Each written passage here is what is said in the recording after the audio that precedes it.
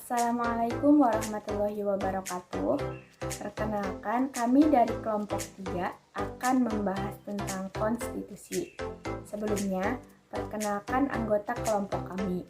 Yang pertama ada Siti Nur Rahmah, yang kedua ada saya sendiri, Nurul Firda Amalia, yang ketiga ada Zulfa Rahmasari, yang keempat ada Risma Fauziah, dan yang kelima ada Alia Ersilianda.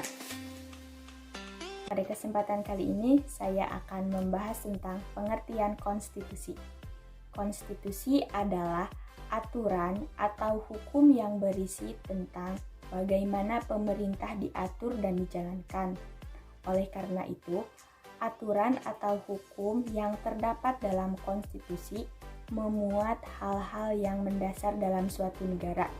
Maka, konstitusi dikatakan pula sebagai hukum dasar yang dijadikan pegangan dalam penyelenggaraan suatu negara. Contoh aturan yang mengatur jalannya pemerintahan yang pertama yaitu Dewan Perwakilan Rakyat memegang kekuasaan untuk membuat undang-undang. Yang kedua, Presiden menetapkan peraturan pemerintah untuk menjalankan undang-undang.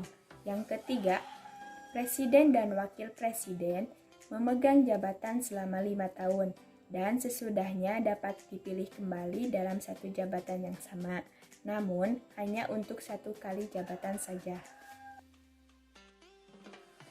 Selanjutnya, mari kita telusuri konsep konstitusi dari segi bahasa atau asal katanya secara etimologis. Istilah konstitusi dikenal dalam sejumlah bahasa. Yang pertama ada dari bahasa Prancis, dikenal sebagai constituer. Yang kedua dalam bahasa Latin atau Italia digunakan istilah constitutio. Yang ketiga dalam bahasa Inggris dikenal sebagai constitution. Yang keempat dalam bahasa Belanda dikenal sebagai constitutie. Yang kelima dalam bahasa Jerman Verfassung, dan yang keenam dalam bahasa Arab Masyrutiyah. Konstituer dalam bahasa Prancis berarti membentuk pembentukan. Yang dimaksud membentuk di sini adalah membentuk suatu negara. Adapun beberapa fungsi dari konstitusi, yang pertama adalah konstitusi berfungsi sebagai landasan konstitusionalisme. Landasan konstitusionalisme adalah landasan berdasarkan konstitusi baik dalam arti luas maupun sempit. Konstitusi dalam arti luas meliputi undang-undang organik, peraturan perundang-undangan, dan konvensi. Sedangkan konstitusi dalam arti sempit meliputi undang-undang dasar. Yang kedua, konstitusi berfungsi untuk membatasi kekuasaan sedemikian rupa sehingga penyelenggaraan kekuasaan tidak bersifat sewenang-wenang. Dan yang ketiga, konstitusi berfungsi memberi suatu rangka dasar hukum bagi perubahan masyarakat. Saya akan melanjutkan presentasi dari teman saya.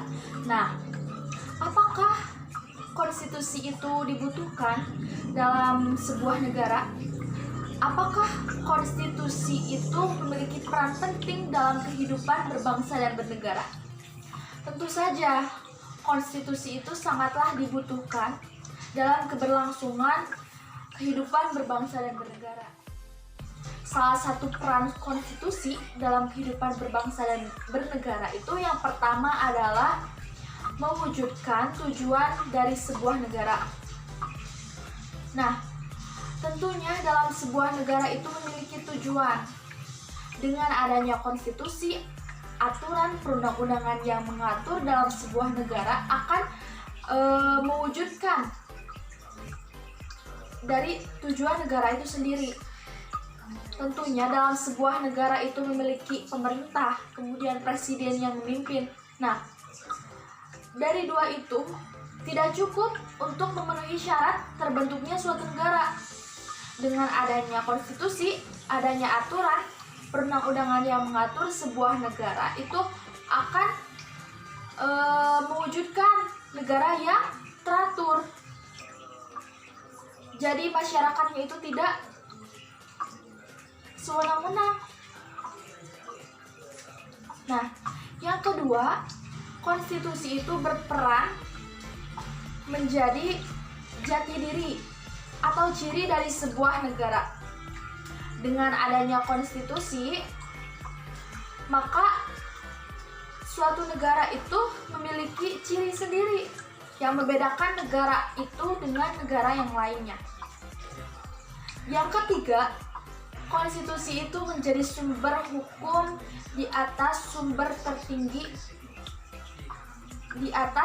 hukum tertinggi yang ada di Indonesia. Nah, kemudian untuk menggali secara historis, sosiologis, politik, konstitusi dalam kehidupan berbangsa dan bernegara.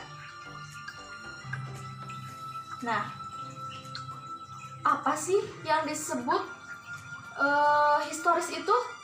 Nah, historis itu di Indonesia dalam bahasa Inggris.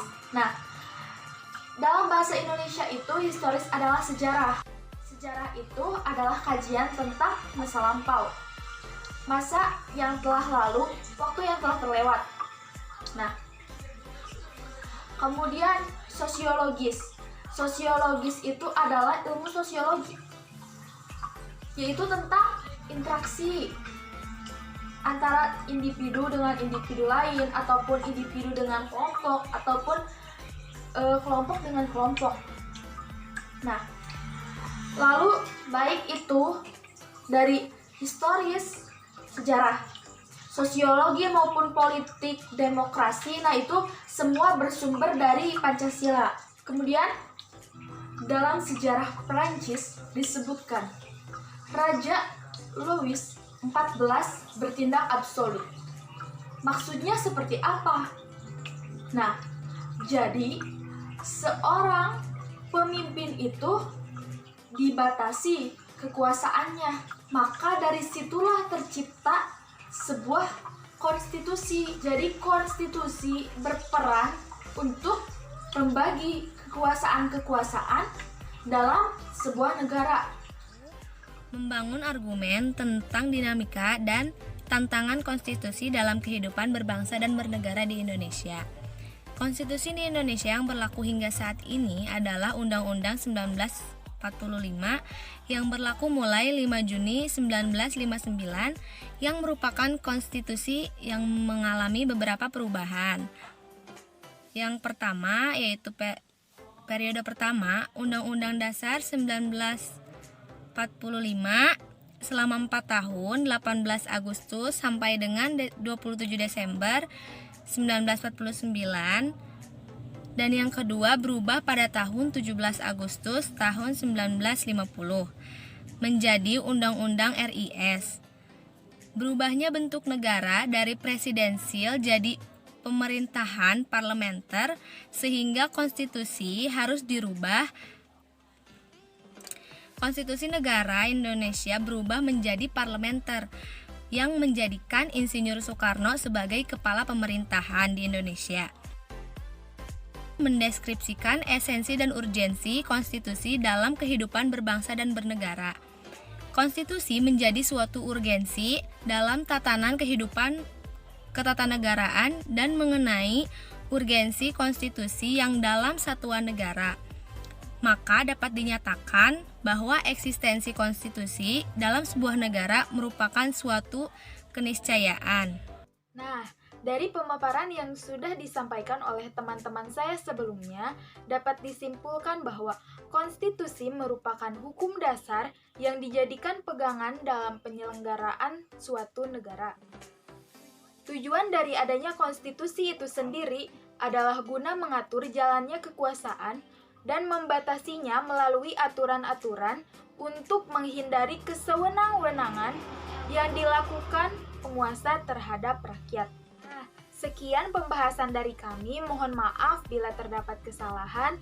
Juga terima kasih ya sudah menonton video ini sampai akhir. Semoga dapat bermanfaat ya. Assalamualaikum warahmatullahi wabarakatuh.